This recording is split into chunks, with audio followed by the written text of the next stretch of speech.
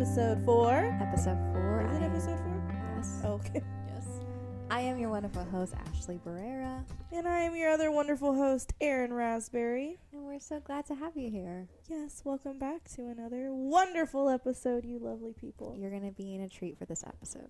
A big treat. And not just because we're coming off of Halloween and trick-or-treating. Treats. Treats all around.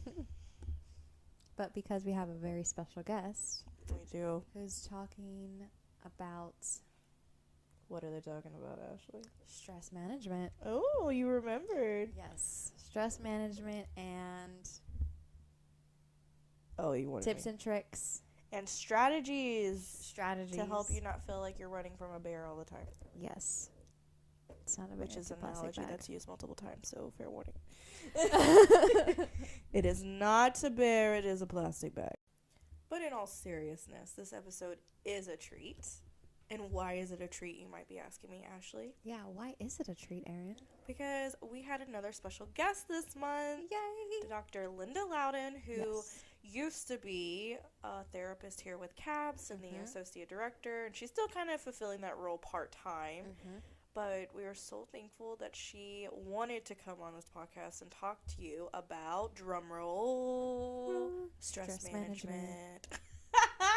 Yes. We think that this topic was highly needed for multiple reasons, but most specifically is everyone has gone through midterms right now. Stress is at an all-time high because maybe those test scores weren't as high as you were expecting, and now that final grade is even more important. Yeah. Or maybe there's a lot of stress related to going home for the holidays. That too, which foreshadowing for our December episode, I see you there. But Dr. Linda Loudon literally blew us away. She did. With her knowledge and sharing about not only just like how stress is in the body, because it is a natural thing, which, you know, you kind of feel like you have a negative connotation now in the world. Like when you hear stress, it's automatically a negative thing, right? Exactly. Yeah. But very, you know, like knowledgeable and eye-opening to be like, actually, it's a very healthy response to your body to keep you safe. Yes, and natural. Right. But when it turns to anxiety and prolonged is when we have issues. So this episode has so much great information and an interactive piece. So excited about that. Yes. So not only will you be able to hear when Dr. Loudon goes through interactive strategies for stress, we actually made it a YouTube video that will be out, and we will have that linked in the episode description that you can actually watch her go through these activities. So if you're a visual person, this is definitely the route for you. But what are your thoughts on this episode, Ashley? Like, how did you feel talking to Dr. Loudon and hearing from her? Overall, empowered through like the skills that she talked about, but also just like normalizing and really separating and defining stress and anxiety. Yes. I feel like that's a necessity because a lot of times we kind of just put them hand in hand as the same thing. Right. And they're not. And even like I felt like I need that reminder every now and then. So it was super important. I also love the analogy of it's a plastic bag, not a bear. Yes, we need a sticker of that. Right. Everywhere. Right. Because your stress response, right, is to keep you safe, right? So if there was a bear or you felt like it was a bear, obviously it's going to activate to keep you safe. But when anxiety comes into play, you're thinking a bag is a bear, and then it's always activated, and that's when we cause problems. Exactly. So we really hope that you enjoyed this episode as much as we have. Yes. And we can't wait for Dr. Linda Loudon to come back on for another episode. Be sure to check out the video. Be sure to check out our blog. Yes. And without further ado, why don't we just get into this episode?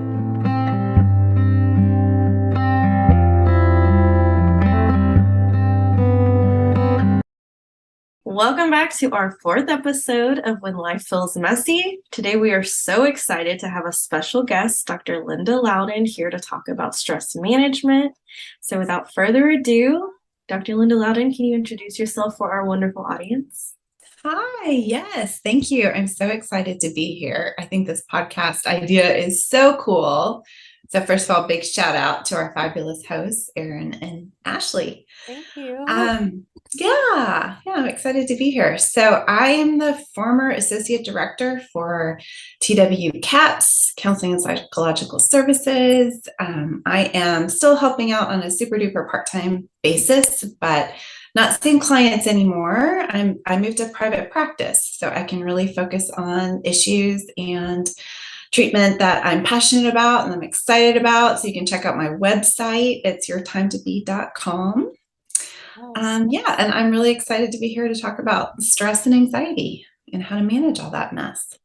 Yay. Thank you for being here. And we will put a plug in the description of this episode for Dr. Linda Loudon's private practice website. So check it out. So yay. Okay. Well, I think let's just dive on into this episode because there's a lot of great stuff we're going to be talking about today. And I think it would be helpful if we start by maybe even highlighting for our audience of what is the difference between stress and anxiety, because I feel like they're very used interchangeably and a lot of people think like they're the same thing, but there are some key differences. So maybe you can talk about that for us. Yeah, I think that's a great place to start. And it is really confusing. You're totally right, Erin. We talk about stress and anxiety as being the same thing. We use those words interchangeably. And so understanding the differences, I think, between the two can be really helpful.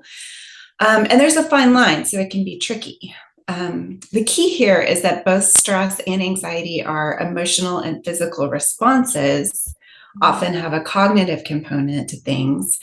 But stress is typically something that's caused by an external trigger. So something has happened outside of us. So that trigger can be a short-term trigger. It can be something like a deadline, a fight with a loved one, or it can be a long-term trigger, a more chronic trigger, such as being unable to work, systemic racial discrimination, or chronic illness. So there's this external thing that kicks off a stress response. And in our bodies, stress is that neurological and physiological shift that we can often feel, like literally feel in our body when our body encounters a stressor. And that shift touches on pretty much every one of our organ systems, our cardiovascular system, our digestive system, our immune functioning, our hormones, all of that. So when we're under stress that's been kicked off by this external trigger, we have all sorts of symptoms. They're in our brain, in the way we think. They are in our bodies. So they are also in our emotions. So irritability, anger, worry, fatigue, muscle pain, digestive issues, difficulty sleeping. All of those are some of the signals that our body and our brain are giving us that we're under stress. So that's kind of stress, and one way to think about stress and stressors and the stress response. And anxiety is a little bit different. Because that is characterized by persistent, excessive worries that don't go away even when the stressor's gone. So there still might be a stressor component that's kicked off anxiety, but when that stress response doesn't go away and those symptoms are continuing on, it creates this nearly identical set of symptoms as stress, of course. But the key here is that the stressor has been resolved. The stressor is gone, but these symptoms still persist. Does that make sense? Yes. No, that makes total sense. That was a great way of separating and noticing the differences between stress and anxiety. Is all stress bad for you? No way.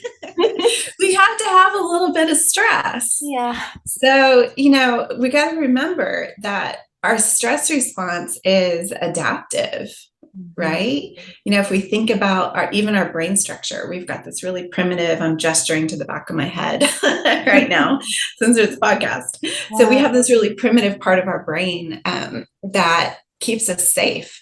And that is the part that kicks off our stress response initially, most of the time. So if you think back, to way before modern times, as beings, we had to respond to an environment that often was trying to kill us. So that's where that evolutionary basis of the stress response began. So we have to be able to respond to threats. And this is really what our body is doing when it's perceiving something as a stressor. So y'all have probably heard about fight, flight, and freeze responses to stress, right? Right. So those are really, really important. We had to be able to outrun the bear. We had to be able to fight off the opposing tribe that was trying to move into our territory. We had to freeze and play dead when fighting or fleeing weren't options for us. Yeah.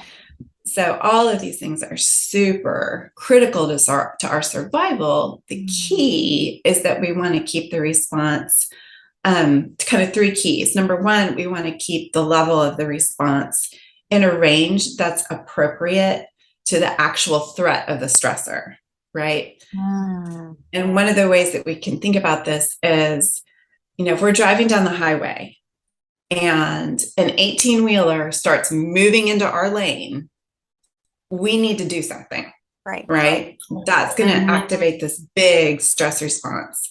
And we need to use all of our energy at that point focused on what are we going to do as a driver to stay safe and hopefully not hurt people around us.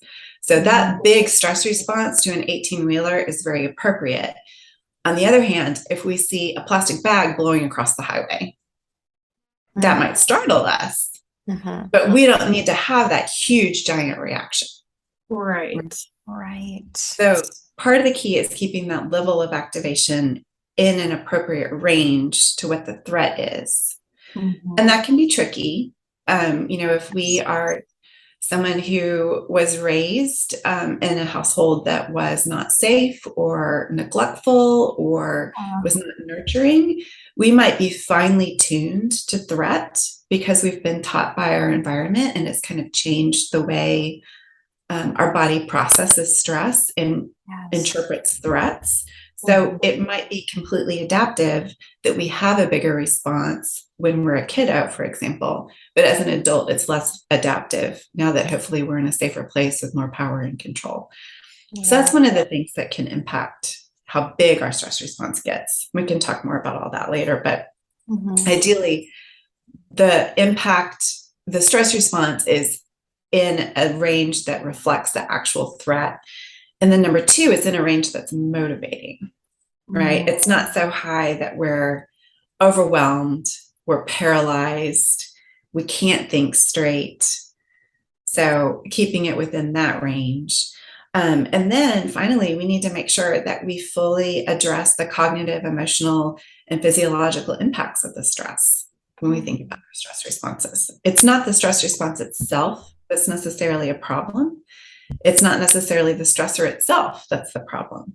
It's how we actually process all of that that can be tricky. I'm glad you touched on that piece about potentially growing up in a traumatic household or experience trauma early on.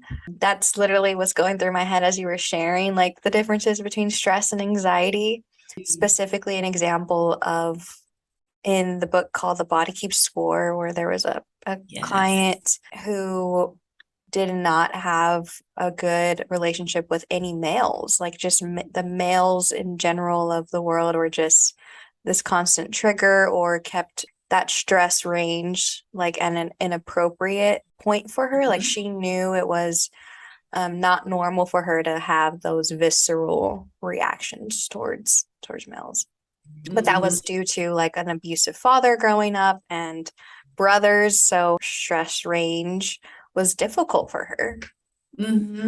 Like learning what is an appropriate. I love that you brought up The Body Keeps Score. That book does a really good job from kind of a psychological clinical perspective of talking about how stress impacts our body and we don't think about it so much. We don't live in a culture that encourages us to think about how we literally embody trauma and embody our stressors. So that's a great book. One other book that I love is called The Deepest Well, Healing the Long-Term Effects of Childhood Adversity. It's by Nadine Burke-Harris. And she goes into great depth about how early childhood experiences, she calls them adverse childhood experience, ACEs for short. ACEs can kind of set the stage for being way more vulnerable for stress. And we know that, all of us have a unique vulnerability, a unique kind of temperament, a unique threshold, if you will, for what we can tolerate and what we can't. And so there are a lot of things that go into the creation of that, but there's also a lot of hopefulness. There are things that we can do to promote health and wellness, even if we have endured some really awful things. One more question before we move on, just on this Yeah. like separation, stress, and anxiety. How, in your experience, have you seen clients find that appropriate range for them? That's such a great question. Mhm. It's trial and error. We live in a world that tells us that we should have balance and we should get things right. And, in my experience, that's not the way this works. I love to remind people that balance is actually not you standing still. Balance is you slightly moving and adjusting, whether it's to the wind or it's to, the swaying of the tightrope underneath you, or even you're just standing on one foot. It requires adaptation and change and flexibility. And so, often when folks are working on managing their stress differently or managing their anxiety differently, it requires trial and error. And sometimes it goes really well right off the bat and folks begin to experience relief. But more often than not, it requires some practice.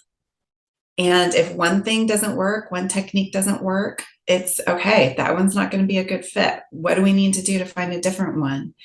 And then really making sure that we are dedicated to providing ourselves the space and the time to do the things that we know will help us move through that stress response cycle. And that's really hard. If you're a TW student and you are working and you're a caregiver in your family and you're also, taking these tough classes and you've got to commute, like it's really hard to make the time to do some of the things that can be helpful to us. And so that's the other piece of it, is having compassion. Sometimes we can only do so much and we've got to table for later. These are the other changes that we hope to integrate on down the road when we've got more space and time and perhaps even financial resources. So, it's really about trial and error and being so, so, so tender and gentle with ourselves in the process as we figure out what works best for us. That was beautiful. I love how you highlighted that balance is not about just standing like rigidly. No. Because that's not how it works. Like there is that like adaptation, and sometimes it's like you lean a little bit more towards the other, and that's okay, rather than it being like it's gotta be like straight and equal all the time, because it's like that's not realistic in the world. So yeah, I really enjoyed that. And I heard you bring up the stress response cycle, and so I think it's important for our audience to hear about what exactly is that. What does that include? Yeah, let's break that down. So this is, and if you want to read more about this, I highly, highly recommend Burnout: The Secret to Unlocking the Stress Cycle by two sisters, Emily and Amelia Nagassi. They are great, and they have a whole book on this. And so I'm going to steal some of their ideas. But what they talk about is the stress response cycle is a cycle that, when completed, has allowed us to do a number of different things. Number one, it's allowed us to address the stressor, so that external thing in our environment. It's allowed us to address the emotional, second thing, impact of the stressor, the cognitive, third thing, impact of the stressor, and then the physiological impact of the stressor. Okay, so 4 things have to be addressed in order for the stress cycle to be completed. So if you think about it, we can go back to the idea of a stressor, right? So let's say that the stressor is you had a fight with your partner. Okay, and none of us like that. We feel activated, we're upset. So one of the things that we need to do is, if possible, resolve what the conflict was. Maybe you have a disagreement about parenting, or someone refuses to put the toilet seat down. I don't know, whatever the thing is. But ideally, we can come to some resolution of the problem that kicked the whole thing off. And of course, the extreme circumstances, this might mean, hey, this individual is not healthy for me. And so I need to make a change in the relationship itself. Maybe that's communication needs to improve. Maybe that's the relationship needs to end sometimes, right? Yeah. So that's dealing with the stressor. That's one part of it. And our culture is really good at focusing on the problem solving Oh, yeah. For piece sure. of this, right? Well, you passed the test. You just need to study harder. You need to ditch that partner. You need to get a better job where you make more money, right? So we focus on the stressor, but then we don't pay attention to the cognitive, emotional, and physiological aspects of the cycle. Okay, so just because you've dealt with the stressor doesn't mean that you've dealt with the stress itself. Right. And sometimes you can't change the stressor, right? If the stressor is you are a person of color and you live in a culture in which systemic racism is embedded in every aspect of the way you move through the world, that is not something that you can just reach out and change. Okay? So we have to be super intentional, particularly with those chronic stressors that we have less control over, to make sure that we complete the stress response cycle. And basically what you're doing when you complete the stress response cycle is telling your body in all of these ways, cognitively, emotionally, physiologically, that you're safe. And there's really no way around this. We have to address all of those areas in order for us to get back to a place of homeostasis. I loved how you highlight like you can get rid of the stressor, but not the stress. And that resonates so much with me and clients that I've worked with too, going through really rigorous programs and they're getting their study schedule on point, but it's still there. Yeah, exactly. Exactly. So this idea of completing the stress response cycle is a complicated one. And so I really want to validate that, this is hard. It can be really tricky. And just because something we think, oh, it's a cycle, like there are going to be some steps coming up and I'll just do these steps and that will solve the problem. And it's never really quite that simple. I think it's really important that we remember that we're all embedded in a social context. And so that social context is one of those things that can knock us off balance when we're trying to do what's good for us. So complications are things like that chronic stressor. It could also be things like what's socially appropriate. We have a lot of messages from the world around us and people who care about us that tell us, we can't honor what we need to do. That's a waste of our time, or we don't have time to do that, or it's weak to do that. Right. Yeah. Yes. Yeah. And then the other piece of it is that sometimes it's not safe to complete it. There's a great example in the Nagassi sisters book about a work stressor with a really, unhealthy relationship with a boss. And, maybe your fight response is, I really want to pop off to this boss and like, let him have it. Tell him all the reasons that he's being totally inappropriate, or she. But we can't do that, right? We can't afford to get fired. We can't afford to get written up or whatever. So it's not safe to complete it. And that's where that freeze response comes into play, when we're feeling too small in the moment and we can't fight, we can't run. So everything just kind of shuts off and we kind of numb out. And it's our modern day version of playing dead. If you've ever seen an animal, like a rabbit, for example, that's chased by a dog, the dog might catch the rabbit and the dog might not actually be interested in harming the rabbit. In this example, the rabbit's going to be fine. So the dog's run after the rabbit. He's grabbed the rabbit. And then he's like, oh, this is boring. The rabbit's not moving anymore. It's not running, whatever, so drops the rabbit, runs off.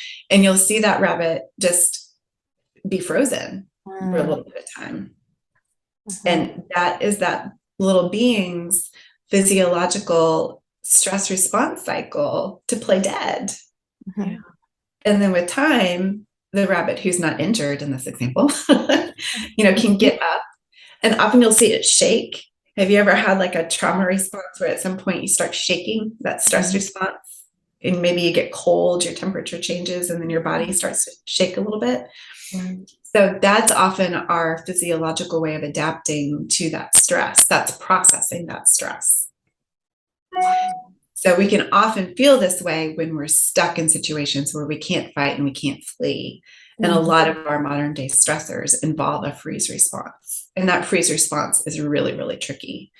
In that instance, we're compartmentalizing whatever that stress is so that we can get through the rest of our day. And that's very adaptive. It allows us to get through the rest of our day. But if we never go back and process that stress and complete the stress cycle, that's a good example of how it builds up in our body and becomes this chronic, underlying, and perhaps debilitating anxious stress response.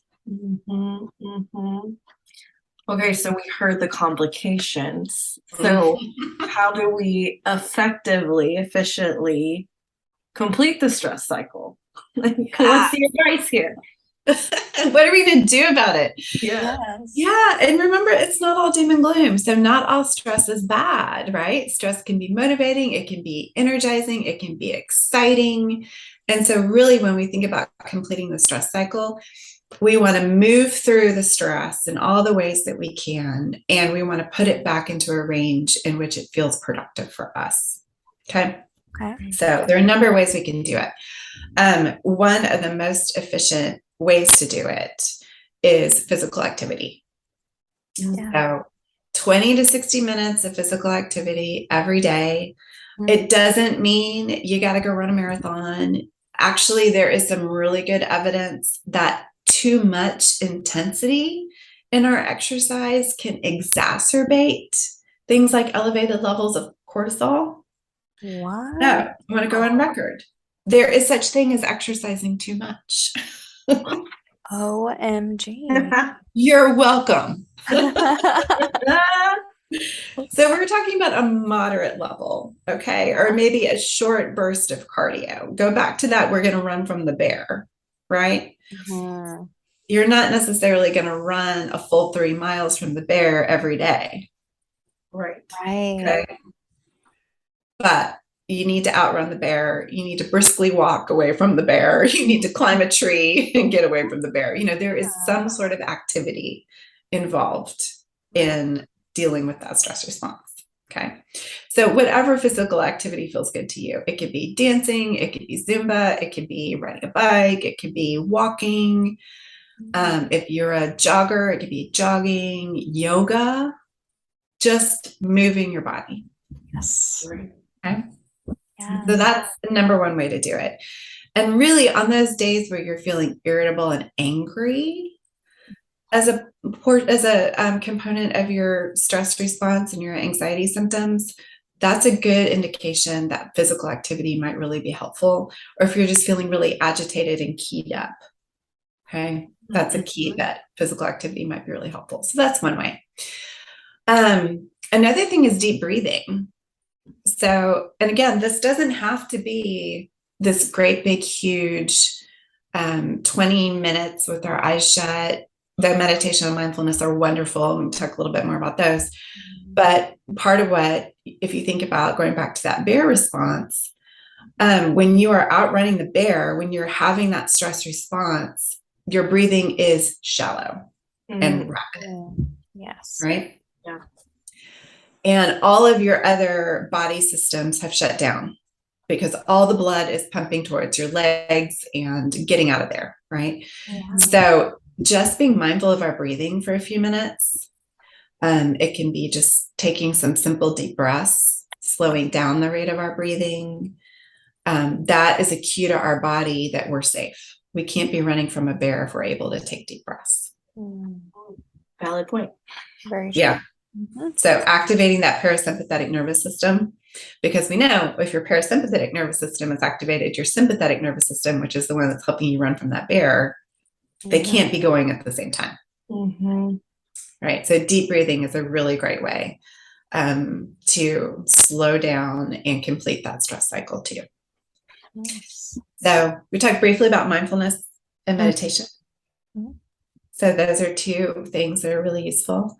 There are tons of good YouTube videos, and we'll, in a part 2, I think we're going to do some of that. Yeah, for sure.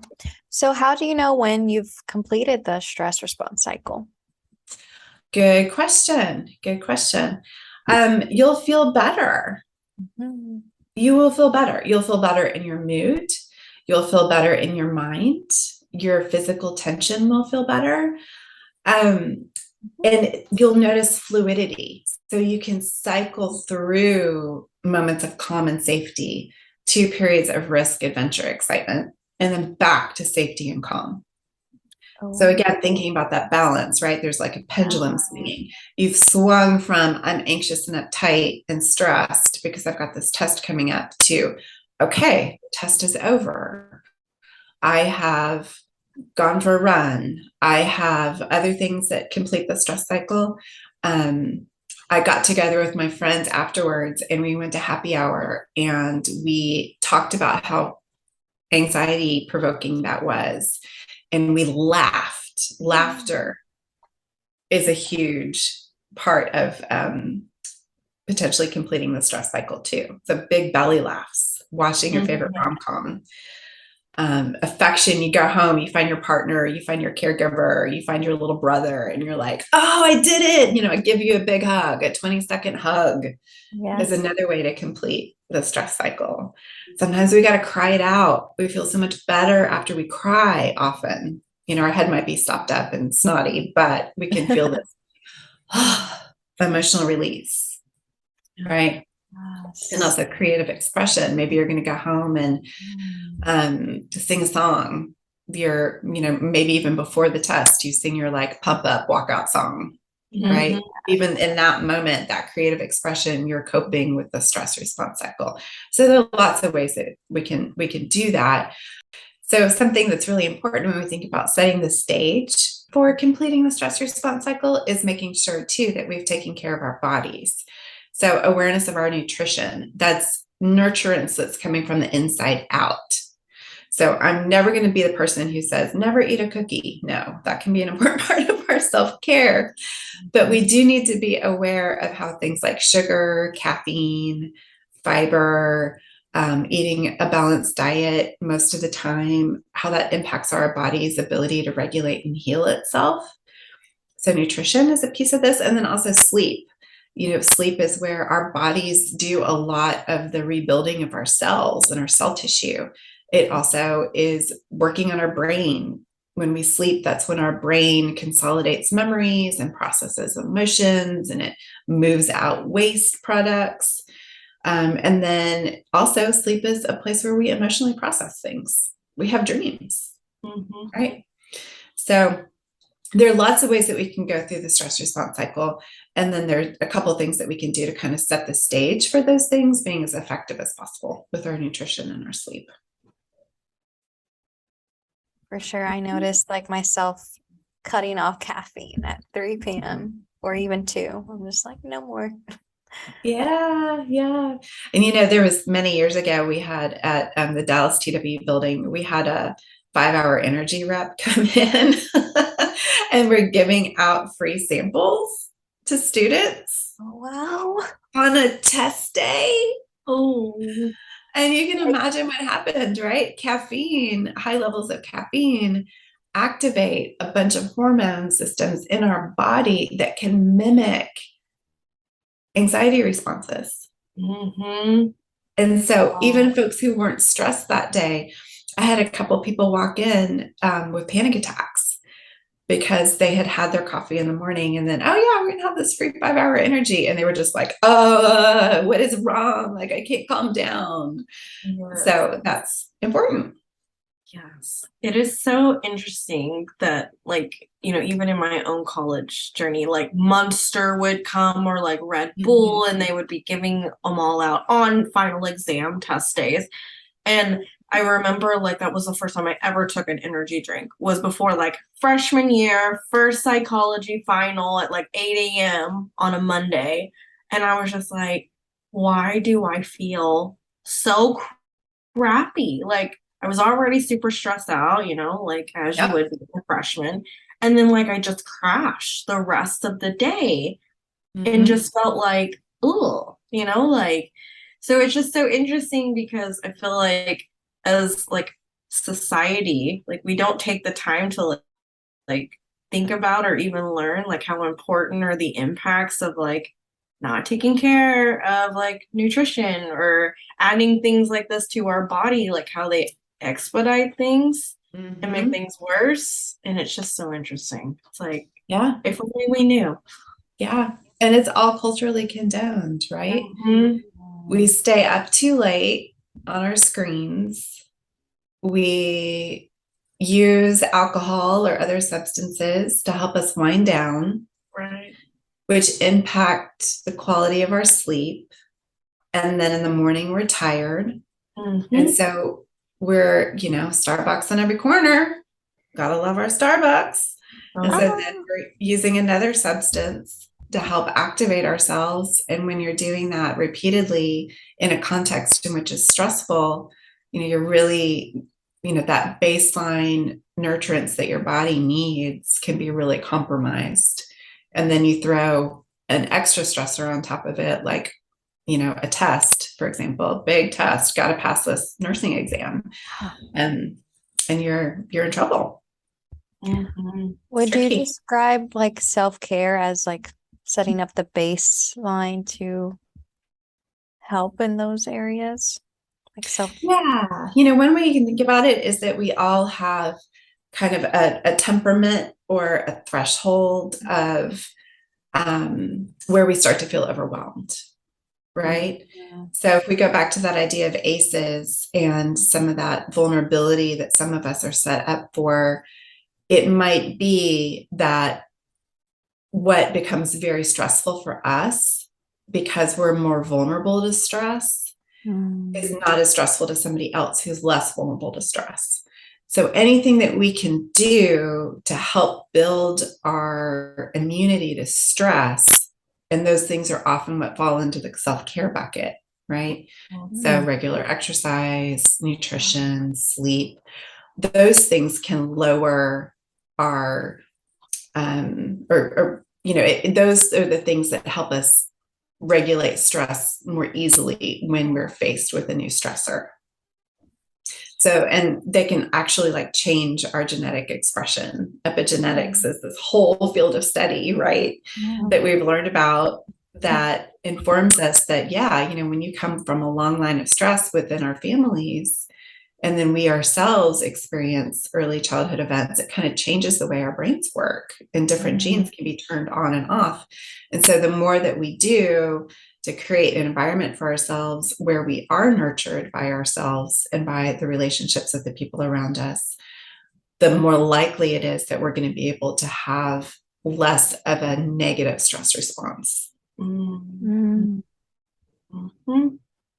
love that. Yeah, so things we can do. I think this can be really empowering. Yes. Yes. We do have some choices. Very true. And knowledge is power, right? Because I mean, you even think about like even the basics of what we started this podcast of understanding that stress is like a natural body response, right? And is different from anxiety in key ways. Like that even like opens the door of like, oh, like how, like society stigmatizes things or like informs us is not always the full picture, right? And it's important to have that knowledge for yourself because then that's how you know how to take care of yourself. Exactly. Yay! Thank you for all of that wonderful and very like insightful, great information about stress, anxiety, and the response cycle. Are you both interested in moving forward to the experiential stuff? Sure. Yeah. Okay. Yeah. So a special part of this month's episode will be an interactive piece with Dr. Linda Loudon. We'll be talking about the most efficient ways to complete the stress cycle. So without further ado. Thanks, Erin. Yeah, I think this is the part that's really important, right? All the information that we covered earlier is really empowering, but if we don't know how to put it into action in our lives, then, it's less effective, right? So we're going to talk about how to complete the stress cycle in order to deal with all of the responses that our body and our emotion and our brain has to stress. And it's important to start with remembering that we've got to set the stage for that and set ourselves up for success. So 2 aspects of that I just want to briefly highlight, nutrition and sleep. if we are feeding ourselves well, and I'm not saying don't ever have a dessert because I'm a big dessert person, not that, but just making sure that we also are feeding ourselves the things that we know that are good for us. And also making sure that we get enough sleep. Nutrition and sleep are two really important bases for the other activities that we can do that will really help those other activities as we try to complete the stress cycle be more efficient and effective. So just a brief overview of what those are. 20 to 60 minutes of exercise can help us complete the stress response cycle. Deep breathing, and we're going to do an example of that here in a little bit. Along with meditation and mindfulness, we'll do another exercise that incorporates meditation and mindfulness ideas. Making sure that we have healthy, supportive relationships around us. Even one healthy, supportive relationship makes a huge difference. Laughter within the context of those healthy relationships, and also physical affection within the context of those relationships, can be really important for completing the stress cycle. Crying, it's important. Doctor's orders, cry. That helps us complete the stress response cycle. And then creative expression also can really do a lot to get those big emotions out and help our bodies feel safe again. We talked a lot about the example of running from a bear in the first part of this episode. If you have time to write a poem or paint a picture or splatter paint on a wall, you're obviously not running from a bear. So those are all the things that kind of cue us that we're safe again. Let's do some exercises. So we are going to have a YouTube video of this, I believe. So if you want to kind of follow along and see some of the things, it might be a really good way to help it gel and stick a little bit better.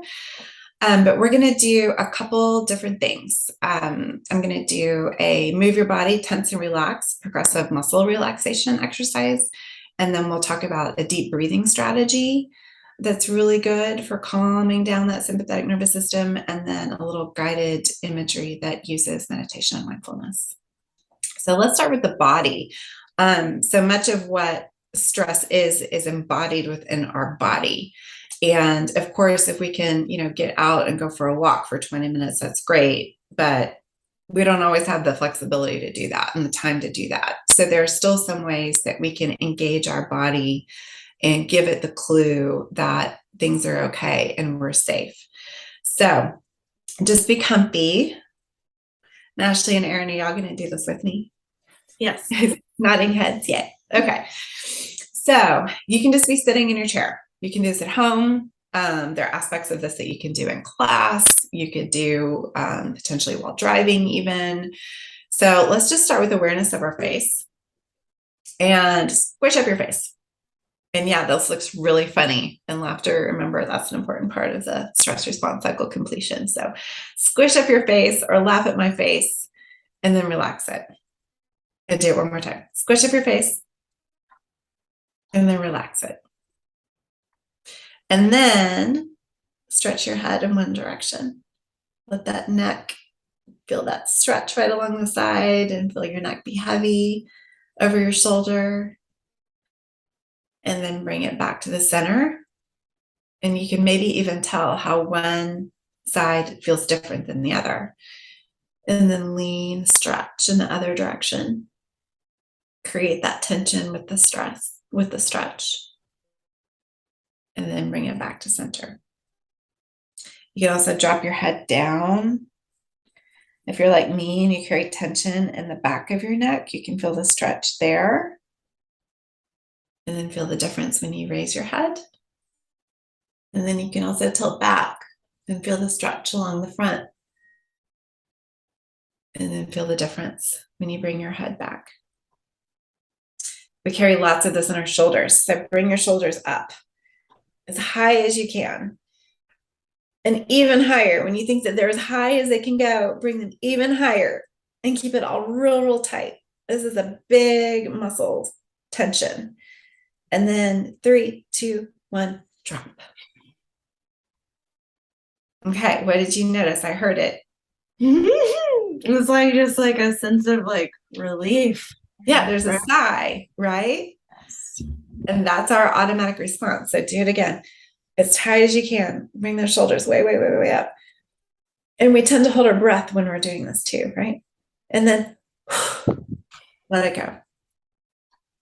You can clench your fists and then feel them relax. You can do it on your lap, and it's usually a little bit more effective, but I wanted to show you. Clench your fists and let them relax. You can squeeze your glute muscles and the big muscles in your legs. I'm doing it under my desk here. Point your toes real, real hard. Make that whole lower body really tight, and then feel the whole thing relax. So that's just a simple way to engage your body that you can do pretty much anywhere.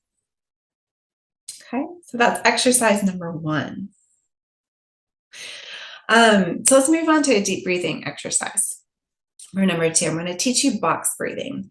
And what's really cool about box breathing is that this is not something that just came out of the ether. You know, a lot of times people have a reaction, a negative reaction sometimes to deep breathing. They're like, that's woo-woo. Who's got time for that? This is something that our military uses, people. Like, this is legit tough guy stuff, if that appeals to you. All right. So when you are our elite military force and you are in combat conditions for an extended period of time, talk about chronic stress, right?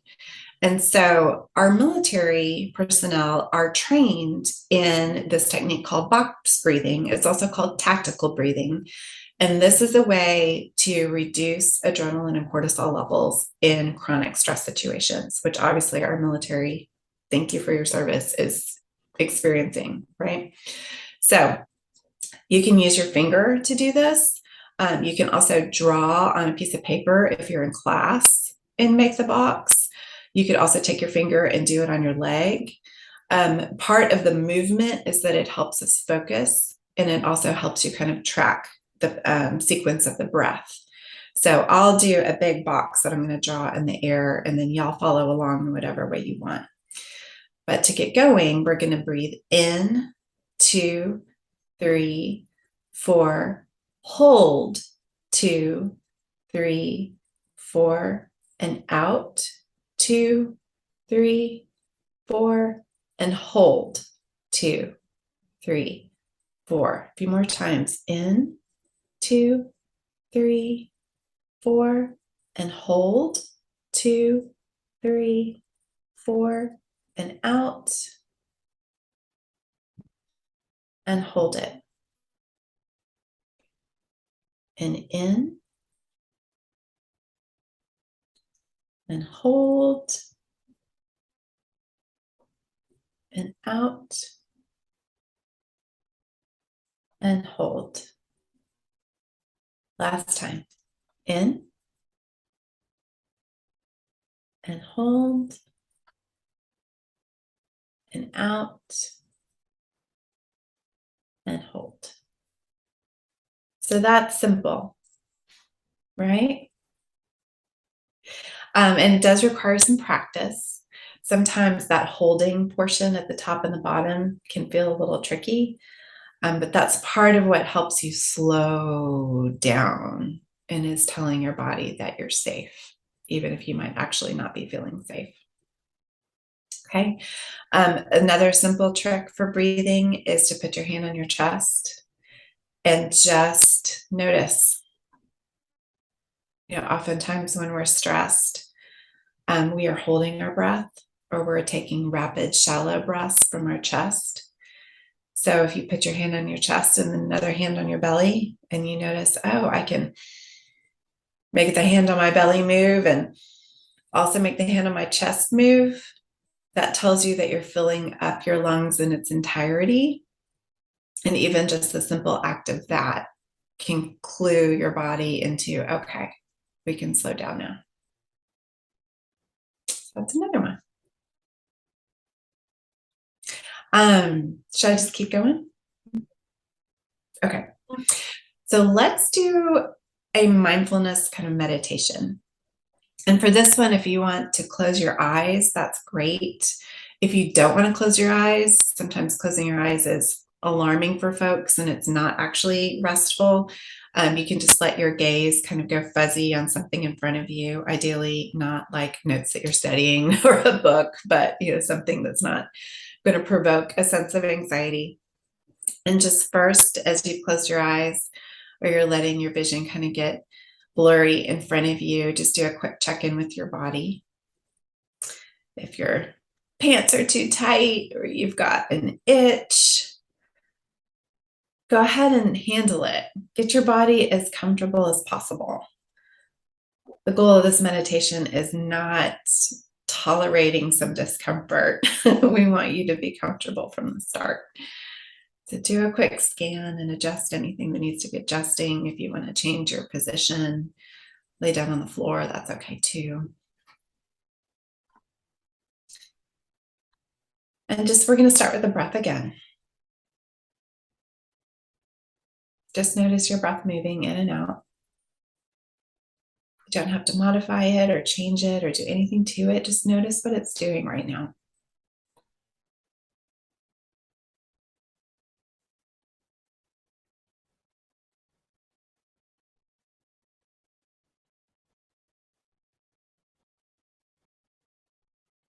And then just notice what might be going on in your head.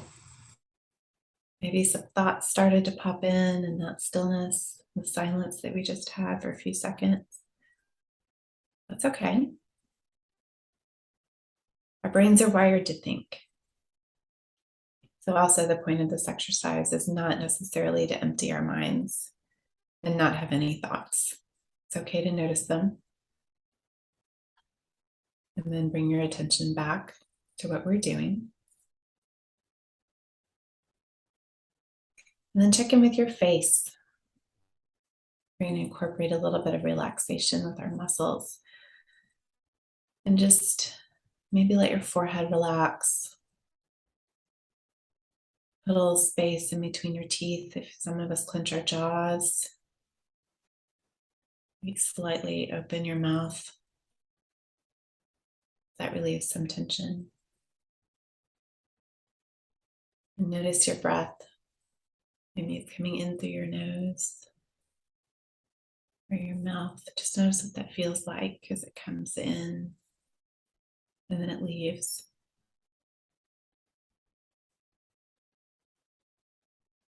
Put your attention on your neck.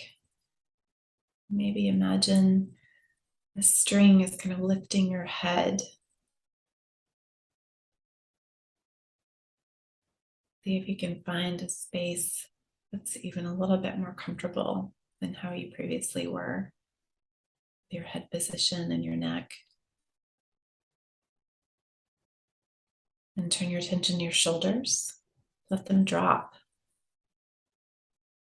We can have tense shoulders, tense muscles when we don't even know it. So take a minute to consciously let those shoulders drop.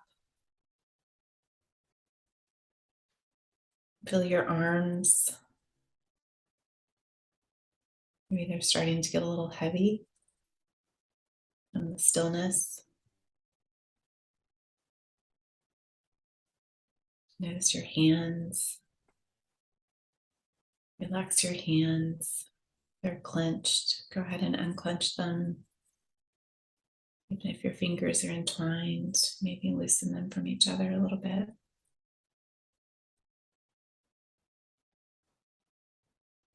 Then turn your attention to your chest. Feel that rise and fall with your breath. Whatever is your natural cadence.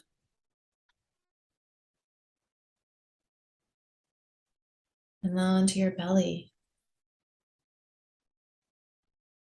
Your belly be still, calm. So many of us carry stuff in our GI system. Lend it some extra love.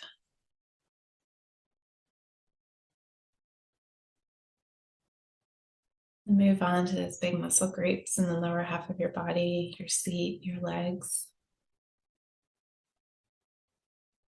your calves and your shins. Let me check in with your toes.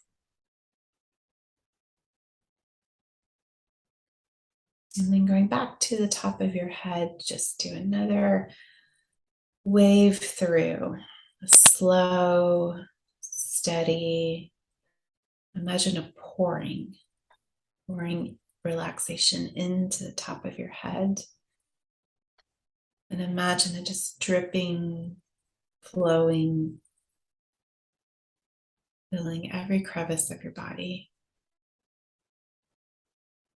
It pushes out worry, pushes out anxiety, pushes out fear, and fills you with calm, fills you with peace.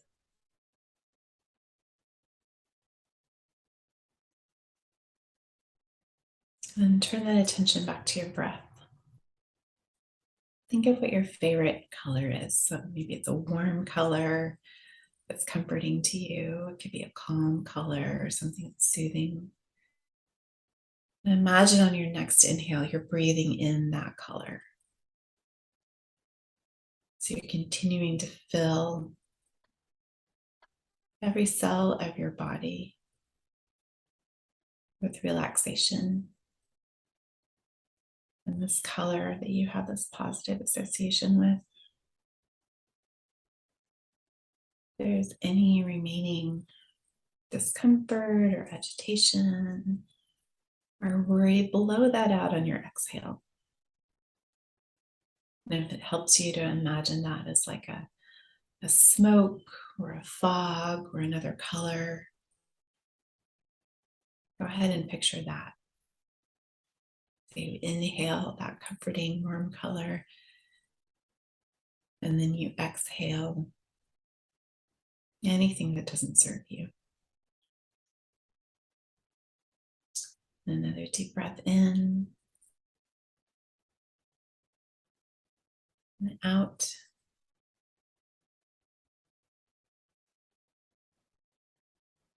Two more deep breaths in and out.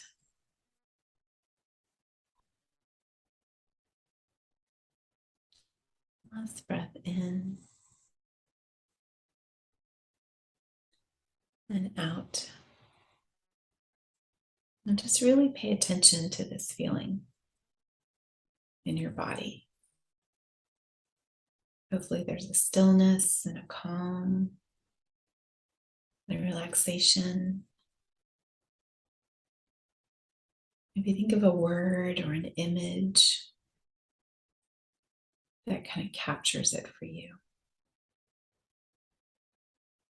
Or maybe there's a place in your body that you really feel it. Go ahead and move your hand to that place on your body where you really feel it and just soak it up. See if you can make that feeling even bigger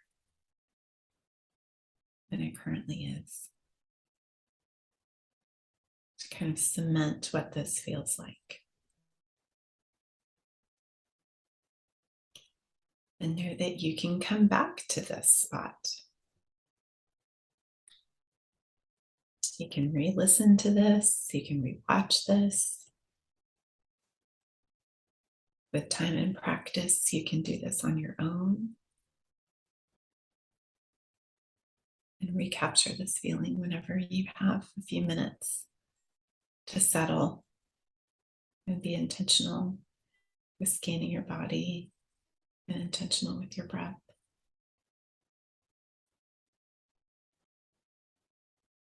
And now we'll wrap up. So gently, gently, slowly, slowly. Maybe wiggle your toes, wiggle your fingers. You can move your head from side to side.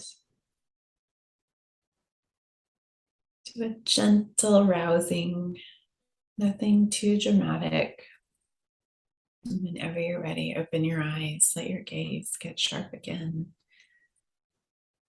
But remember, don't move out of this feeling too quickly. See if you can feel it even as you rouse yourself from the stillness. And see what it's like to feel calm, to feel some relaxation while you're alert. It doesn't have to be an on-off switch. And see if you can take the sensation with you through the day. Thanks for doing it with me.